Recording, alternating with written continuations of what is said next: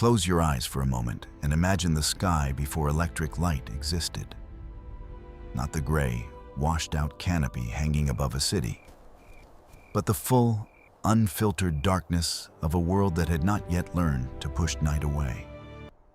In 4000 BC, on the alluvial plain between the Tigris and Euphrates rivers, that sky was a theological document. Every star was a signature, every planet a messenger.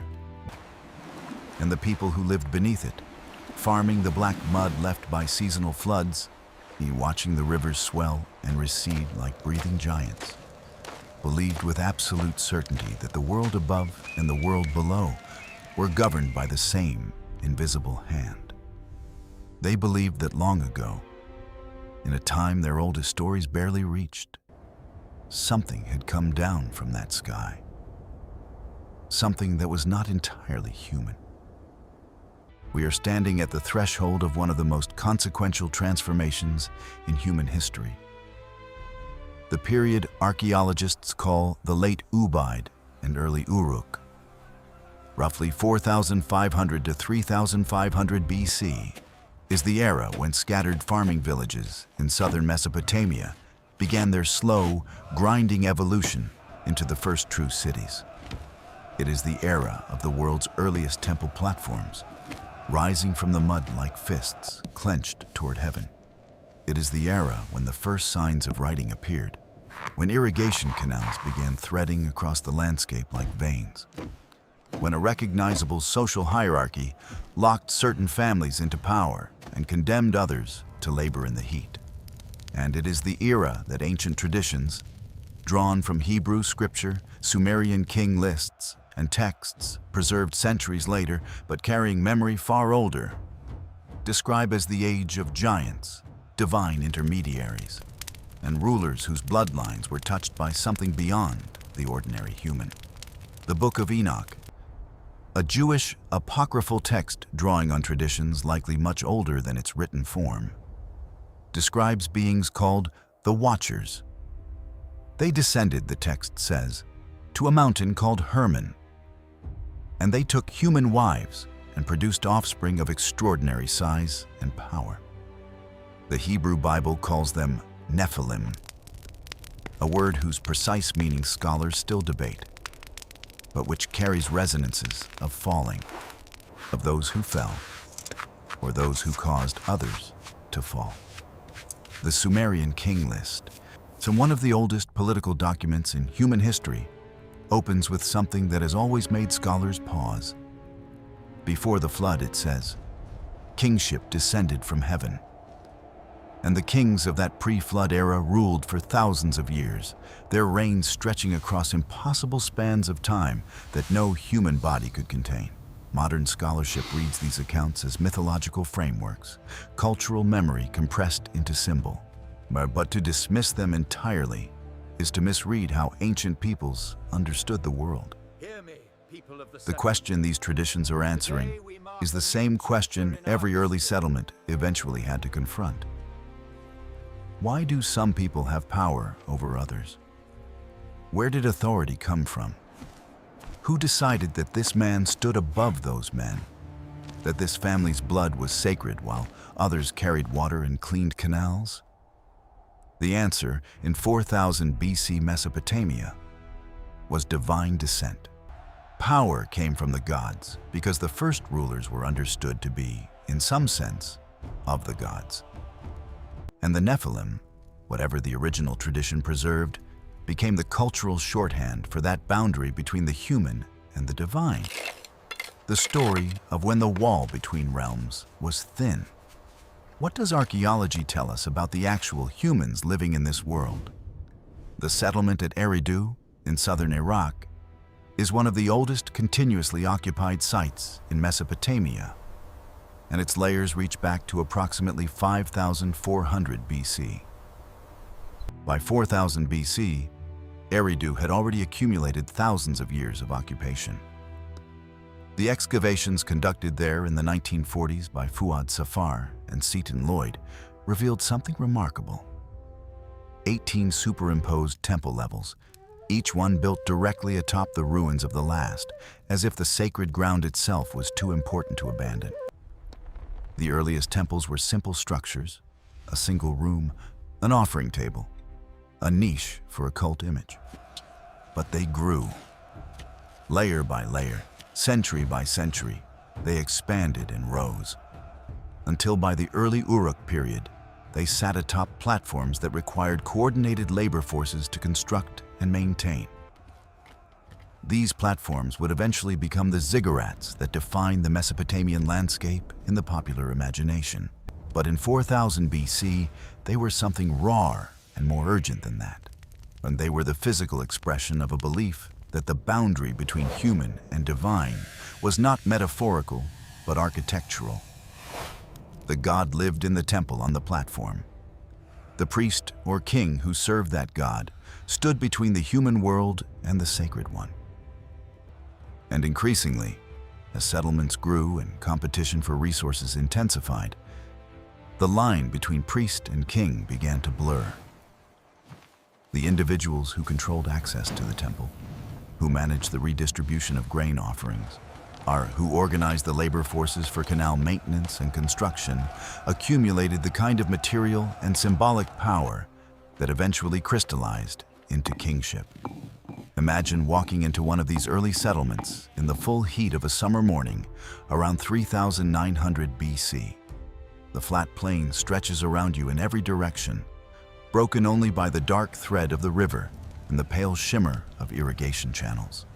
The air smells of mud and dung and something sharper, the smoke from cooking fires that never fully dies. The particular human smell of a settlement where several hundred people live in close proximity without drainage systems. The streets, if you can call them that, are narrow corridors between mud brick walls, and the walls are high enough to trap the heat. Dogs move through them with the confidence of animals who have learned that humans are disorganized in their hostility. Children run. Women carry ceramic vessels on their hips, the distinctive painted pottery of the Ubaid tradition, geometric patterns pressed and fired with genuine skill. The people you see vary enormously in what they carry and how they carry themselves. Some men have hands thickened by agricultural labor, forearms scarred by harvesting tools, the particular stoop that comes from years of bending over flooded fields. Others move differently, with a kind of unhurried authority, their clothing slightly finer, their access to shade slightly better. The skeletal analysis from burial sites of this period, including work conducted at Tel El Ubaid and surrounding sites, shows significant variation in health markers between individuals even within the same settlement. Some skeletons show evidence of robust nutrition and relative freedom from the repetitive strain injuries that mark heavy manual labor. Others tell the opposite story. Shortened stature, dental hypoplasia indicating periods of childhood malnutrition, through vertebral damage consistent with years of load-bearing work. The social hierarchy that the mythological traditions would later explain as divine bloodline was already, by 4000 BC, being written into the bodies of the people living it. The concept of sacred kingship that would fully crystallize in the later Uruk and early dynastic periods was built on a foundation laid during this era. The idea was not simply that kings ruled. It was that kings were different in kind. The Sumerian term for king, Lugal, means literally great man. But the theology surrounding kingship went far beyond size. Kings were understood to be chosen by the gods, sometimes descended from divine unions, always specially invested with a sacred quality called Mi, a Sumerian concept that encompassed the divine decrees and attributes that made civilization possible. Mi included kingship itself, but also truth, descent into the underworld, the scribal arts, music, the craft of the smith, and dozens of other capacities. The king did not merely govern. He was the point through which divine order flowed into human society. This is the theological landscape in which the Nephilim traditions make the most sense. Whether the ancient accounts preserving stories of giants and divine human offspring were describing literal beings, astronomical phenomena interpreted through mythological language, memories of contact with physically distinct populations, or purely symbolic constructions, they were answering a real social question that every early civilization faced. Hierarchy needs justification. The man who commands 10,000 laborers to dig his canal and fill his granaries needs a story that explains why he stands above and they dig below. In the ancient Near East, that story was almost universally a story about blood. His blood was touched by the divine. His ancestors walked with gods, or were gods. The Nephilim were not simply monsters from a fearful imagination. They were the mythological scaffolding of political authority. The Sumerian king list deserves particular attention here.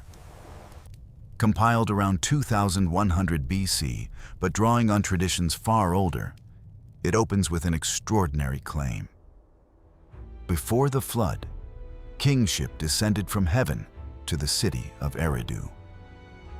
The first king, Alulim, reigned for 28,800 years, his successor for 36,000. These numbers are not meant to be taken literally, or at least not literally in the way we understand numbers today. They are likely built on the Sumerian sexagesimal number system, which was deeply tied to astronomical observation and sacred mathematics. The enormous reigns of the antediluvian kings may encode the positions of celestial bodies, priestly calendar calculations, or symbolic statements about the sacred nature of a time before the world was broken by flood. But the text is also preserving something real. A memory that before the flood, before the catastrophe that reorganized everything, and there was a world of longer cycles, older orders, different rulers. The flood traditions of Mesopotamia are among the oldest in human history. The Epic of Gilgamesh, in its Sumerian and Akkadian versions, describes a great deluge sent by the gods to destroy humanity, survived only by a chosen individual, Utnapishtim, who built a great vessel and preserved life. The parallels with the biblical account of Noah are unmistakable and have been the subject of scholarly debate for over a century. What matters here is not the debate about literal history, but what this shared tradition reveals about the cultural memory of the people who preserved it. Somewhere in the deep past, something happened that felt like the end of a world. A flood, or a series of catastrophic floods, or a long climate shift that inundated low-lying settlements and reorganized human populations, left a mark so deep that every culture in the region carried a version of the story for thousands of years. The paleoclimatic evidence is genuinely striking. Around 5,600 BC, the Black Sea Basin, then a freshwater lake, was breached by rising Mediterranean waters in what geologists believe was a catastrophic inundation. Around 4,200 BC, a severe aridification event reshaped agriculture across the ancient Near East, collapsing early settlements and forcing population movements. Between these events and during them, the rivers of Mesopotamia flooded with a particular violence that flat alluvial plains amplify, spreading across hundreds of kilometers of low terrain. The people of 4000 BC lived in the memory of these events and in the ongoing reality of floods that could erase a settlement in a season. Their theology of a world that had already died once, of a time before the flood when things were different, was not escapism. It was the working out of a cosmology adequate to the scale of what the landscape kept doing to them. And yet they stayed. They rebuilt. They built upward, placing their most sacred spaces on platforms above the reach of ordinary floods. They developed irrigation systems that fought the river's tendency toward chaos. They created administrative tools proto-writing in the form of clay tokens and cylinder seals that allowed them to track and redistribute resources across larger and larger populations. The bloodlines they considered sacred were the bloodlines of people who had figured out how to hold a community together when the water came. The giants of their memory may have been extraordinary individuals, leaders of unusual capability or physical presence, whose achievements grew in the retelling until they touched the sky. Today, the site of ancient Eridu lies in southern Iraq, near the modern city of Nasiriyah. The ziggurat platform built there in later centuries still rises above the flat plain, a worn and weathered remnant of the ambition that defined this era. If you visit, and the region's complex modern history makes that difficult, you stand on ground that has held human occupation for 7,000 years. Beneath your feet are 18 levels of sacred construction, each one built on the memory of the last. The Nephilim, the sacred kings, the divine bloodlines, they are all there too. In the strata of meaning that accumulated layer by layer as human beings tried to make sense of why they were here and who had the right to speak for heaven.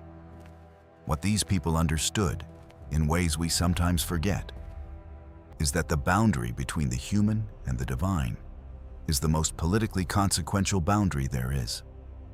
Who gets to cross it? Who carries divine blood?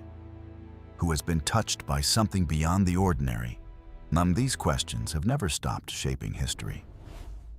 We have changed the vocabulary. We have replaced divine descent with other kinds of legitimating stories. But the basic architecture of power, the need to explain why some stand above others through reference to something outside the merely human, is continuous. The Nephilim were an answer to that question, and the question itself is still being asked. But there is something both humbling and strange about standing at this distance from 4000 BC and trying to look back. The people who believed in the Watchers and the divine kings and the pre-flood world of giants were, neurologically and emotionally, us. They loved their children. They feared the flood. They buried their dead with care and placed offerings in the graves. They watched the same stars we watch, and they made stories from them that were adequate to the terror and beauty of existence in a world without walls between the human and everything else. Whatever we believe about the literal content of those stories, the hunger they express is one we recognize. We are still trying to find out where authority comes from. We are still looking up at the sky and wondering what is looking back. If there are other eras you want to step into, those other threshold moments when humanity stood at the edge of something new and terrifying and reached forward anyway, leave them in the comments below. There is no end to what the past is still trying to tell us.